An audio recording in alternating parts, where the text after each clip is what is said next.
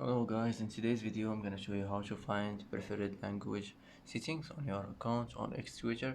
Easy and quick. First, click on your profile.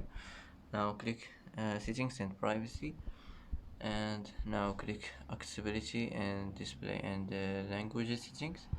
Now click languages, and here as you see you will find it preferred language. Here you can select any language you want, or you can update language, and that's it for today. And that's it for today's video. If you like this video, don't forget to like and don't forget to subscribe.